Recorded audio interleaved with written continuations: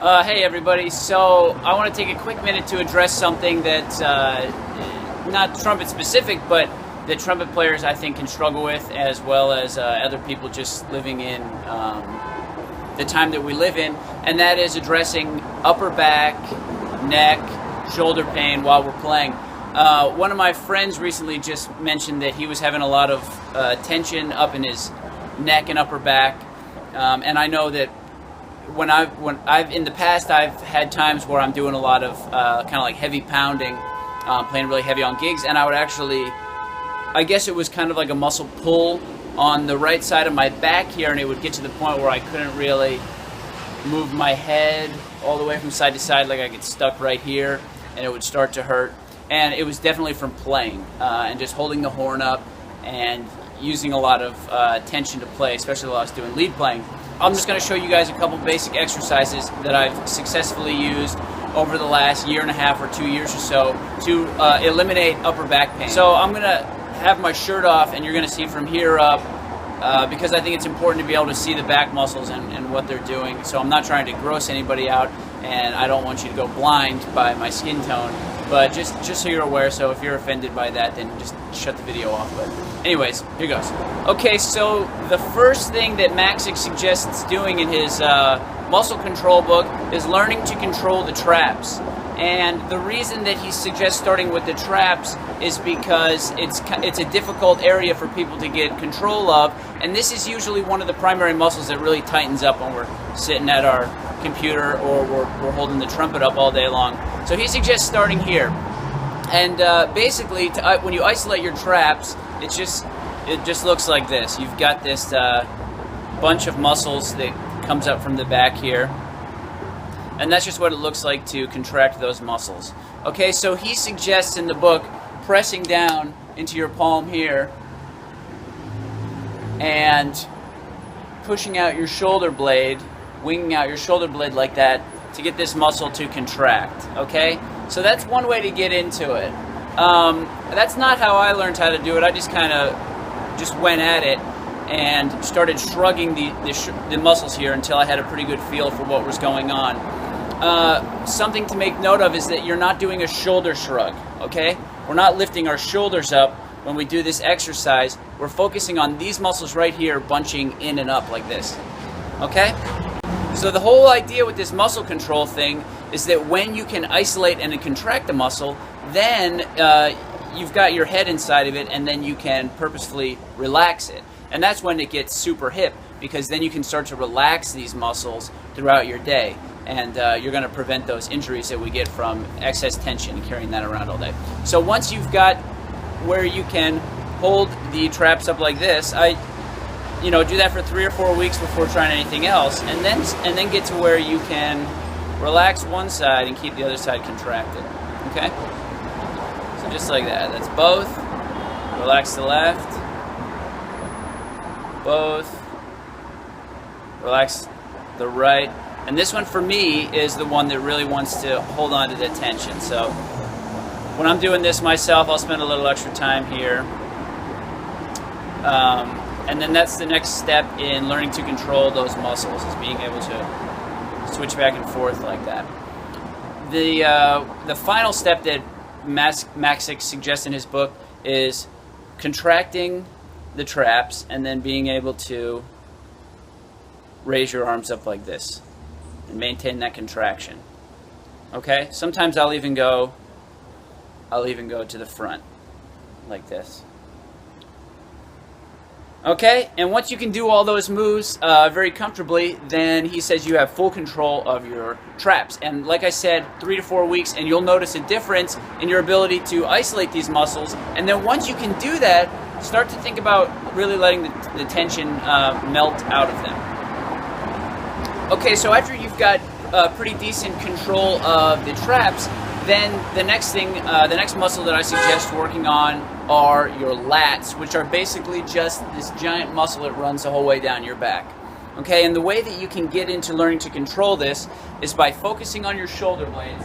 Focus on the bottom of your shoulder blades, and focus on pushing your shoulder blades, or rather pulling your shoulder blades out like this.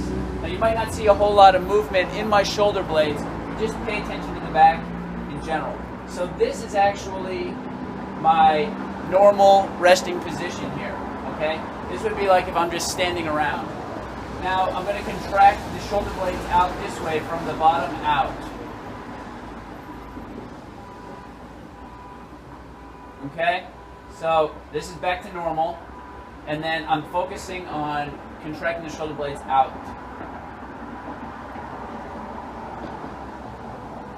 Just sliding out like this. Okay? So what you're doing when you can get that contraction is you're learning to isolate your latissimus dorsi. So once you've got a pretty good handle on your lats, then you can add in different positions here. So the next one is to extend your arms overhead. This is my normal resting position, and now I'm contracting the lats. Okay, back to normal. Contracting the lats. Now you'll notice that when I do this, the shoulders become a little bit depressed, and actually what's happening here is that the lats become relaxed while you're doing it, and you're actually kind of relaxing the lats, and then you're using the relaxing the traps, and then you're using the lats to pull in or to pull out and push in, and you're kind of giving these muscles a little internal massage. You can imagine if they're like a rubber band that you're stretching like this, and you're getting some fresh blood in there and lots of oxygen, helping everything relax. So once you've got this down, then you can put your hands down here on your head, do the same thing. Rested position, contracting the lats. Rested position, contracting the lats. And then from there, do the same exact thing with your arms extended like this. Remember, I'm just focusing on sliding the shoulder blades out horizontally. This is my resting position, sliding the shoulder blades out. Rested position, sliding the shoulder blades out. Now, as you progress with these exercises, we're talking about isolating very specific muscle groups, but what you'll begin to realize is that obviously everything is tied in together. So if you're experiencing neck pain, the shoulders are actually a really strong component in all of that, because if you've got tight shoulders, the shoulders are going to be pulling on your upper back here and your neck. So something that's very easy to start doing are just these shoulder circles, right? Which obviously everybody knows about these. There's nothing new here. The one thing that I will suggest, though, is that when you're doing the movement, have your focus, place your mind inside of your shoulders only, okay? Don't think too much about the actual shrug here with the traps, and let those be relaxed as possible when you're doing it. Also, notice that the shoulder isn't just moving like this.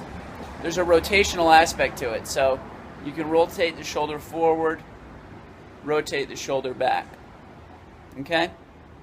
So you can do those things one at a time.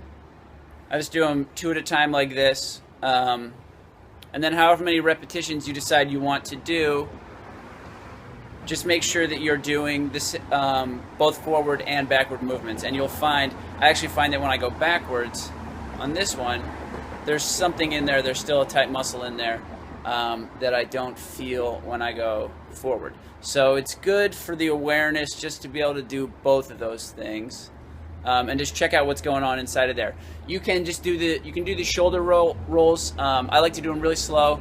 I do about 30 repetitions total, or you can just do it until you start to feel some fatigue, and then things will start happening. These muscles will start to loosen up. So it doesn't have to be a ton. You can start with maybe 5 front and 5 back per day, and then over time build up those repetitions.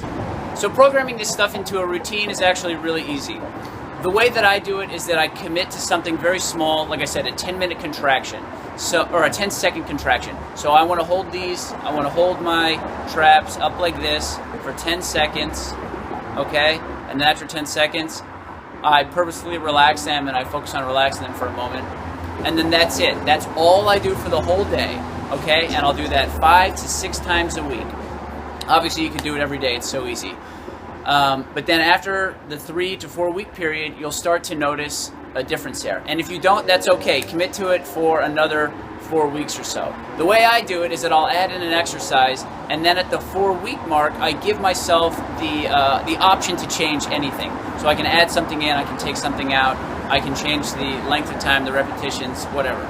So practice one of these exercises at a time until you have good control over it, and then add in another exercise. Again, in a very simple way. 10-second contractions, or on these outward things like this, I'll just do 3 repetitions, hold it out there for 5 seconds or so, rest, do it again.